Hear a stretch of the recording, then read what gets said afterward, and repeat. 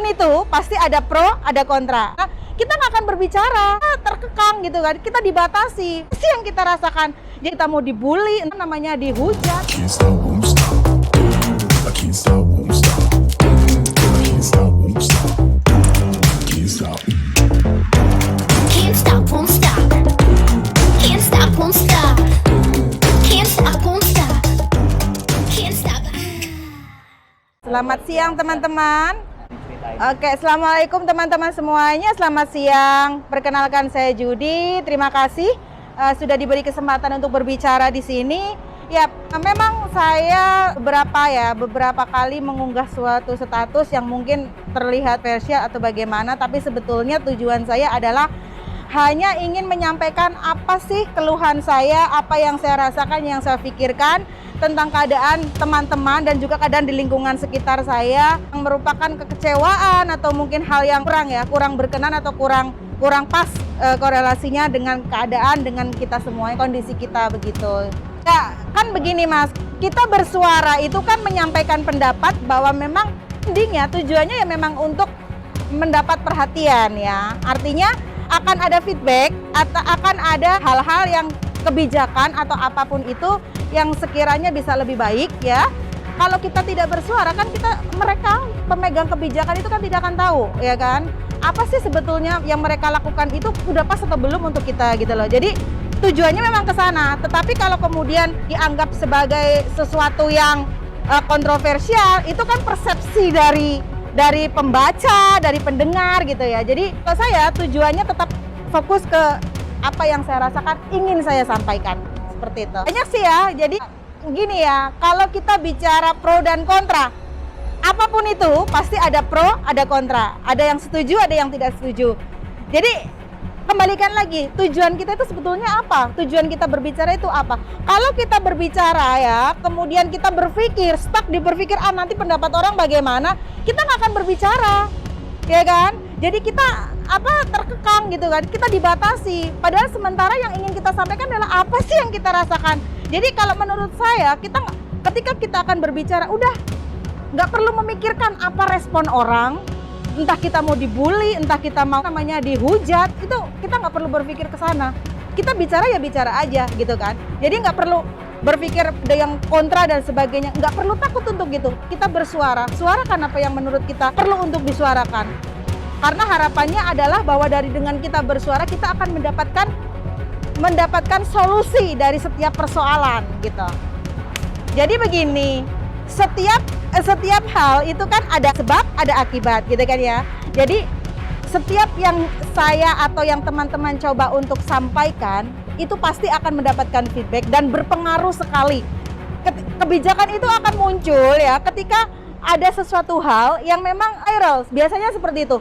Jadi kalau pengalaman saya untuk sesuatu yang saya sampaikan dan kemudian viral itu memang ada kebijakan susulan yang lebih kolerasi dengan apa yang saya sampaikan gitu. Jadi pasti ada yang bagus ya di semua yang kita sampaikan. Jadi memang kalau jenengan tadi bertanya apakah yang kita sampaikan itu akan memberikan kebijakan-kebijakan baru yang lebih bagus, pasti ada.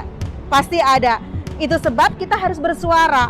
Kalau kita diam, kita tidak akan menemukan apa-apa. Kemudian kalau ini dianggap sebagai suatu idealisme atau apa, mungkin biarkan netizen, biarkan masyarakat yang menilai apakah yang saya lakukan ada suatu bentuk idealisme atau apa. Yang pasti saya hanya ingin menyuarakan apa yang memang harus saya suarakan, berharap akan ada hal-hal baik lagi yang lebih pro, yang lebih bagus untuk kita semuanya, seperti itu. Kalau selama ini saya biasanya bersuara itu independen ya, saya pribadi. Karena memang saya sangat menjaga sekali apa yang saya sampaikan. Jadi kalau misalkan saya berbicara membawa nama sesuatu atau organisasi sesuatu, itu akan menjadi beban untuk saya. Artinya saya harus bertanggung jawab atas nama yang saya bawa. Itu sebab selama ini saya lebih banyak ya melakukan sendiri, artinya independen gitu. Tetapi di sini, di Hong Kong ini ada begitu banyak organisasi pekerja migran ya, dari 180.000 PMI yang ada di Hong Kong itu ada ratusan organisasi dan semuanya berpotensi atau saya lihat juga memiliki potensi yang luar biasa. Ketika mereka bukan sesuatu atau speak up bersama-sama, itu akan menghasilkan suatu suara yang mungkin jauh lebih bagus. Jadi kalau bicara sinergi, sebetulnya saya ingin sekali ya, saya dan juga mungkin teman-teman yang lain sangat menginginkan itu. Terlebih di situasi seperti ini, di mana banyak sekali pemberitaan yang sangat memojokkan kita, saya rasa dengan bersinergi, yuk kita bersama-sama bergandengan tangan dari organisasi satu dan lainnya, kita membuat gerakan bersama-sama untuk mematahkan asumsi buruk tentang PMI Indonesia, ya tentang PMI yang ada di Hong Kong. Saya rasa luar biasa sekali dan semoga hal ini ya, sinergi ini bisa segera terrealisasi, karena selama ini yang saya lihat adalah teman-teman itu mereka berjalan dan bergerak sendiri-sendiri gitu loh. Kalau kita mengarah pada satu tujuan, kenapa? Why not? Kenapa kita tidak bergandengan? Kenapa kita tidak bersama-sama? Bukankah dengan bersama-sama itu akan jauh lebih baik dan akan cepat sampai ke tujuan daripada dengan berjalan sendiri-sendiri? Jadi saya berharap ada sinergi lah dari organisasi satu dan lainnya. Yuk kita bersama-sama, kita bangun lagi nama baik PMI yang ada di Hong Kong. Gimana, Mbak? Marah. Marah ya, karena saya merupakan bagian dari mereka. Kan yang dibahas di dalam tayangan-tayangan yang lagi viral itu kan pekerja migran Indonesia. Di situ saya juga termasuk, ya kan? Karena saya juga pekerja migran Indonesia. Kalau ditanya respon, marah, of course ya, karena kita dianggap sesuatu yang buruk, yang jelek. Tetapi kita kembalikan lagi ya, ada sebab, pastikan ada akibat, ya kan? Walaupun saya tidak mendiskreditkan bahwa teman-teman PMI itu kemudian citranya buruk, saya juga nggak mau seperti itu. Tetapi memang ada yang seperti itu. Nah, sekarang tinggal kita kembalikan lagi bagaimana kita untuk mengembalikan kepercayaan diri kita, ya kan? Mengembalikan nama baik kita agar pemerintah Hong Kong ataupun warga masyarakat Hong Kong itu kembali menghargai kita. Ya kembalikan lagi dengan cara, ayo gimana sih kita coba untuk menaikkan ini, kita berusaha untuk menunjukkan sisi baiknya kita gitu loh.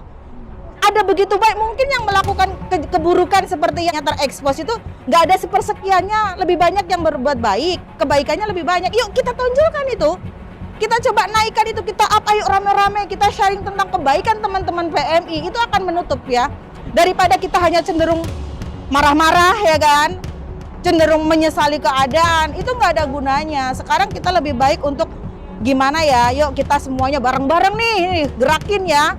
Kita up semuanya tentang kebaikan dari teman-teman PMI gitu loh. Kemudian kita juga memberikan mindset ya, pemahaman kepada diri sendiri. Enggak kok, saya PMI yang baik gitu loh. Tunjukkan itu. Kita bareng-bareng ini nggak hanya 1-2 orang. Kita harus rentak gitu loh. Jangan cuman ribut di medsos tanpa melakukan apa-apa sih menurut saya ya. Karena yang bisa mengembalikan nama baik kita ya cuma diri kita. Gitu sih menurut aku. Gini, kalau menurut data dari KJRI Hong Kong itu kan ada sekitar 180.000 PMI ya di Hong Kong ini. Coba kita bayangkan, ambillah 3/4 bagiannya itu yang lebih besar itu, yuk kita gerakin.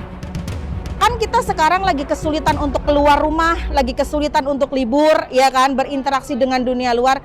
Kita ada medsos, ya kan. Saya rasa hampir semua teman-teman PMI juga punya medsos ya, gitu. Kita bergeraknya dari situ, mengembalikan nama baik pekerja migran Indonesia bagi masyarakat Hong Kong itu nggak bisa dilakukan sendiri-sendiri, individu by individu, organisasi satu dengan organisasi yang lain. Itu kita harus bareng-bareng. Kita jalan bareng gitu loh. Kita bareng-bareng, caranya bisa dengan melakukan vlog ya kan, teman-teman sekarang lagi ngetren nih bikin vlog ya. Ngevlog lah, ayo tunjukkan semuanya kebaikan teman-teman PMI, bahwa PMI itu bukan budak, bahwa PMI bukan penyebar virus. Kita di sini adalah partner. Seperti teman-teman baca di status saya sebelumnya bahwa kita itu partner kerja bagi orang Hong Kong, bukan budak, bukan pekerja, bukan, kita partner. Mereka bisa melakukan aktivitasnya karena dibantu oleh kita. Kita pun mendapatkan feedback atas bantuan yang kita berikan. Kita berpartner, gitu ya. Yuk kita gerakin. Ada vlog mungkin, yang punya media YouTube bisa pakai YouTube, yang punya Facebook, Instagram dan sebagainya. Yuk kita push berbagai cara. Tidak ada yang tidak mungkin. Kita bergerak bersama-sama, nggak bisa sendiri-sendiri gitu loh. Gini loh Mas, tujuan kita itu kan ke arah satu hal, satu tujuan. Meskipun jalannya berbeda-beda ya kan. Ada yang lewat sana, lewat sini, lewat tengah. tapi tujuannya kan tetap ke satu arah, ya kan? Jadi kalau kita bergerak bersama, ya kan? Yuk kita naikkan, kita push tentang teman-teman PMI yang positifnya, yang bagusnya, yang kerennya. Saya rasa pemberitaan yang negatif, pemberitaan yang miring tentang teman-teman PMI ini akan tercover, akan selesai. Walaupun mungkin tidak 100%, setidaknya tidak akan menjadi trending, gitu loh. Hanya kita yang bisa melakukan itu, bukan orang lain. Kita, pekerja migran Indonesia. Iya, Itu sekaligus menunjukkan bahwa PMI itu lebih smart ya, lebih smart. Nah, Kalau selama ini mereka beranggapan bahwa PMI adalah manusia bodoh yang mudah dibodohi, yang mudah didiskriminasi, yang mudah ditekan. Dengan cara seperti ini, saya pikir masyarakat Hong Kong akan berpikir dua kali. Oh, PMI itu tidak seperti yang kita bayangkan ya gitu. Mereka lebih smart, lebih cerdas, lebih mudah untuk mengatasi situasi ini gitu loh. Dari semuanya ini, dari semua hal ini yang paling positif adalah ini nih, mindset kita. Kita coba buka mindset kita, ketakutan kita, paranoid kita terhadap COVID-19 ini kita dulu ya yang melakukan. Artinya, teman-teman coba memahami, yakinkan pada diri sendiri bahwa kita itu mampu, kita itu sanggup untuk menghadapi ini karena kita kuat. Ya, pemikiran-pemikiran positif seperti ini yang membuat pandangan-pandangan atau pemikiran negatif itu akan mundur ya, akan hilang pelan-pelan. Memang tidak mudah. Teman-teman yang biasanya lalu penakut, dibilang seperti ini sudah diam ya kan? Oh, COVID seperti ini menakutkan bla bla bla, kemudian mereka menjadi down. Ini yang penting kita menaikkan kepercayaan diri sendiri dulu bahwa kita mampu menghadapi COVID ini. Insya Allah dengan seperti itu yang lain-lainnya akan mengikuti gitu loh. Jadi kalau menurut saya gini ya, komunikasi dengan majikan itu jauh lebih baik. Artinya sampaikan kepada majikan sebelum menyampaikan, tapi terlebih dahulu kita munculkan keberanian. Karena sebagian besar teman-teman kan takut ya ketika berinteraksi dengan majikan ya. Mungkin dengan vlog kali ini atau dengan yang tadi di awal saya bilang, konten dari teman-teman yang menceritakan kepositifan kegiatan teman-teman, tunjukkan saja ke majikan. Kalau ini kendalanya untuk teman-teman yang takut ya, takut bicara dengan majikan, cukup dengan memberikan contoh ya. Oh, ini ada video nih teman-teman saya seperti ini gitu loh. Jadi dengan seperti itu nanti ada komunikasi dengan majikan, kita bisa sampaikan. Saya juga butuh seperti ini, saya butuh libur karena bagaimanapun juga saya butuh refreshing itu kan psikis saya nanti bakal sedikit mengalami mungkin kepenatan dan sebagainya yang akan beresiko terhadap pekerjaan saya, mungkin seperti itu. Bicara ya, komunikasi, intinya tuh komunikasi. yang ngobrol, Ya, sampaikan dulu. saya rasa banyak ya, dari 180.000 PMI di Hong Kong ini ada ratusan organisasi PMI.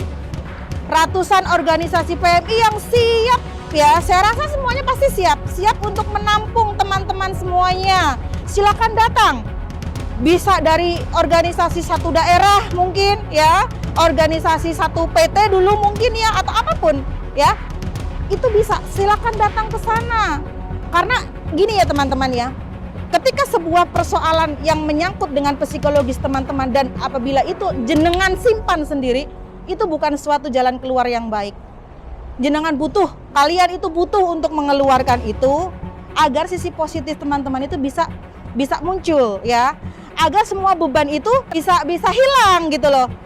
Jangan pernah berpikir bahwa diam itu adalah mas. Di konteks seperti ini itu nggak kepake mbak ya, itu nggak kepake teman-teman. Ya, sosial media. Ya, semua problem itu tidak ada yang dibilang itu aib. Ketika teman-teman mencoba menyimpannya rapat-rapat, itu hanya akan mengganggu pikiran. Kerja jadi kaya. Kemudian apabila pikiran menjadi terganggu ya, beban mental itu akan berpengaruh kepada pekerjaan dan mungkin juga keselamatan teman-teman sendiri. Teman-teman butuh orang untuk menyalurkan apa yang menjadi pemikiran teman-teman. Tapi pesan saya, cari orang atau organisasi yang memang benar-benar ya, benar-benar bisa dipercaya dan bisa membantu teman-teman. Gitu loh. Ada begitu banyak organisasi pekerja migran Indonesia di Hong Kong, silakan. Mau datang ke sebelah mana, ke siapa saja silakan. Bila perlu boleh datang ke saya saya siap untuk mendengarkan. Ayo kita bareng-bareng, kita coba gali apa sih persoalan dari teman-teman semuanya agar kita bisa menjadi PMI yang kuat dalam hal dari fisik, dari pikiran, ya semuanya kuat. Kalau kita sudah kuat, PMI kuat, insya Allah semuanya pasti sehat, gitu. Karena kan gini, ini sesuai dengan protokoler kesehatan ya, bahwa kita sekarang ada larangan berkumpul, kemudian juga ada larangan untuk berlibur dari teman-teman semuanya. Jangan jadikan itu sebagai suatu hambatan atau suatu halangan yang kemudian akan membuat kita menjadi lebih terkekang. Ini akan membuat kita semakin down. Jadikan ini sebagai ajang untuk kita berpikir positif. Masih ada banyak jalan ya, banyak jalan menuju Roma istilahnya ya, banyak jalan untuk kita bersuara, banyak jalan untuk kita menyampaikan apa sih yang kita rasakan, banyak jalan untuk menyampaikan bahwa kita nggak seperti yang diberitakan, ya kan? Tapi nggak cukup itu dengan hanya mengeluh tanpa melakukan apa-apa. Yuk kita bikin gerakan bersama, kita mungkin bikin hashtag seperti tadi Mas Dani bilang, ayo nggak apa-apa. Siapapun berhak untuk menyampaikan apa yang menjadi pemikiran karena kebebasan berpendapat itu dilindungi oleh undang-undang ya, sepanjang tidak keluar dari role dan tidak mendiskreditkan sesuatu gitu. Proteksi diri sendiri. Kita bisa memproteksi diri sendiri dan memproteksi diri sendiri itu sebetulnya adalah kebiasaan yang sepertinya selama ini kita lakukan ya. Memakai masker, sering-sering cuci tangan, ya kan? Nah, kemudian untuk di masa pandemi ini mungkin ada satu tambahan yaitu menjaga jarak ketika kita bepergian dan sebagainya. Itu saya rasa adalah cara proteksi yang memang adalah menjadi kebiasaan kita, terutama untuk teman-teman yang bekerja di Hong Kong. Jadi bukan hal yang sulit untuk dilakukan gitu ya. Kemudian untuk teman-teman yang mungkin kemarin mengalami kayak semacam beban ya dengan adanya pemberitaan teman kita yang suspek ya, menurut saya, saran saya jangan terlalu paranoid ya. Memang COVID-19 ini mungkin membuat kita sedikit down, tetapi jangan lantas membuat kita menjadi paranoid. Cukuplah kita memproteksi diri sendiri, berpikir positif ya, jaga kesehatan, kekuatan imun, dan kekuatan imun yang utama adalah di pikiran. Selalu berpikir positif. Kemudian untuk teman-teman yang merasa kondisi tubuhnya saat sekarang tidak nyaman, sedikit tidak enak badan, nggak perlu menunggu menjadi parah. Kebiasaan teman-teman seperti nggak apa-apa, nanti juga sembuh sendiri, jangan. Untuk di masa sekarang kita harus bisa menguasai keadaan, segera ke dokter. Kemudian juga untuk teman-teman yang kemarin ya, untuk Mbak siapa ya, Mbak Siti Rohmah ya, yang kemarin sakit, yuk kita bersama-sama mendoakan kemudian agar cepat sehat seperti sedia kala dan tabah ya, kuat, karena jenengan tidak sendiri, Mbak Rohmah dan juga 9 orang WNI yang sudah suspek ya Mas ya. Yes. Tidak sendiri, you are not alone. Anda tidak sendiri. Kami ada di belakang Anda, yuk kita bersama-sama mendoakan. Semoga cepat sehat, diberikan ketabahan, dan teman-teman yang lainnya juga semakin sehat.